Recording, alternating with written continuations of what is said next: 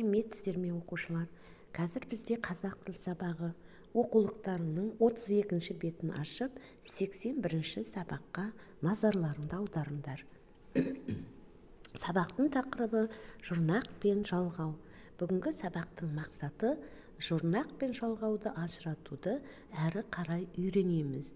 Ендеше бүгінгі жұмыстарыңа сәттілік. Балалар, есімізге түсірейік. Сонымен сөз құрамы түбір және қосымша болып бөлінетін болды. Түбір ол әрі қарай бөлінбейтін және мағынасы бар негізгі ойды білдіреді. Ал қосымша жұрнақ және жалғау болып екіге бөлінеді. Жұрнақ сөздердің мағынасын өзгертетін қосымша, ал жалғау сөз бен сөзді байланыстыратын қосымша. Ендеше бүгінгі біздің жаттығуларымыз осы қосымшалардың жұрнақ па, жалғау ма, соны ажыратуға бағытталған. Балалар, ең бірінші біз көркем жазудың орнына мынау тапсырмаларды дәптерге жазасыңдар. Қанекей зейін қойып қарап алайық. Бірінші, міндетті түрде заттың атын білдіретін түбір тұрады. Ол түбір сөздің мағынасы бар. Ал оған жұрнақ қосылса, ол сөз басқа жаңадан сөз туындатады. Ал жалғау қосылса, ол келесі сөзге байланыстырады. Мысалы, түбірі оқу, оқулық. Ол кітапқа айналып кетті, жұрнақ лық. Ал оқулық тар деген қосымшаны қоссақ, ол жалғау, жаңағы оқулықтардың көп екенін білдіреді. Енді сендер осы төменде берілген балапан, гүл, балық, шаңғышы, доп суреттеріне жалғауларды, жұрнақтарды қосымша қосып жазып көріңдер. Келесі біздің тақырыбымыз 72-ші жаттығу 32-ші бетте түсініп оқып негізгі ойды табасың және бірінші бөлікті көшіріп жазамыз.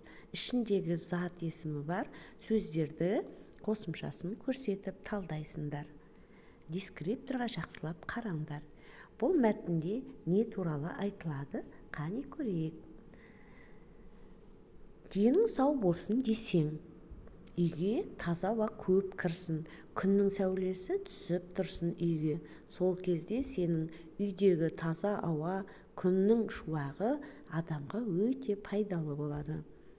Тұла бойыңды, ең болмағанда мойныңды, көкірегіңді, арқаңды күнде салқын сумен жуып тұру керек. Ал жазғы мезгілде көбірек суға шомылған дұрыс.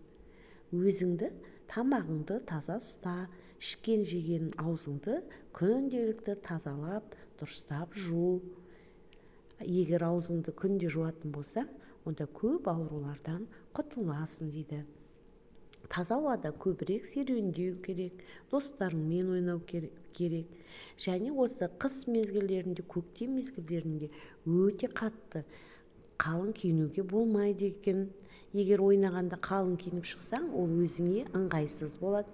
Және кішкене денеңе тар киім, қатты беліңді бууға болмайды екен, қысып киінуге болмайды екен.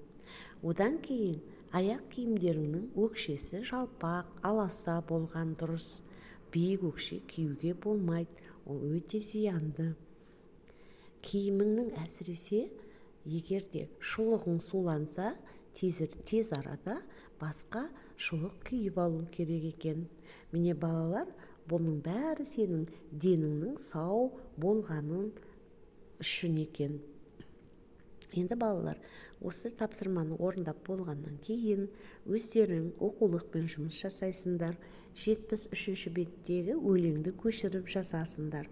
Және онда қарамен жазылған ізгіліктен, жүрегімнен, адамдарды деген 3 сөз тұр. Соның түбірін және қосымшасын көрсетесіңдер. Мысалы, ізгіліктен түбірі ізгілік, ал тен деген жалғау. Бізде жалғау 4 бұрыш, ал жұрнақ 3 бұрыш болып сызылады. Ал түбір доғал сызықпен сызылады. Естерінде болсын балалар, бізде түбірге жұрнақ та жалғау да қосыла береді. Соның ішінде бірақ та жұрнақ бірінші қосылады, одан кейін барып жалғау жалғанады екен. Осыны есте сақтап алыңдар. Соңғы тапсырма 74-ші жаттығу. Онда 4 сөз берілген. Осы 4 сөзге жұрнақ және жалғау жалғап жасасыңдар. Мысалы, түбірі тазалық, жұрнақ тазалық деген сөз шықты жаңадан, және тазалықты жаным сүйеді дегенде т деген жалғау жалғанды. Осылайша қалған 3 сөзге жұрнақ, жалғау жалғай қойыңдар. Ендеше сонымен балалар, біз бүгін сабағымызды аяқтаймыз. Үйде 34-ші бетте ереже тұр, сол ережені жақсылап тұрып жаттап алыңдар. Егер ереже жаттамасақ, ары қарай талдау білмейміз. Балалар, егер саған сабақ түсінікті болса, онда сен жасыл бояумен бояуыңа болады тапсырмаңды. Егер әлі де түсініксіздеу болса, сары бояумен. Ал ештеме түсінбесең, онда қызыл бояумен дәптеріңнің шетіне бояп, маған фотоға түсіріп салып жіберіңдер. Жақсы, бүгінгі күндеріңе сәттілік.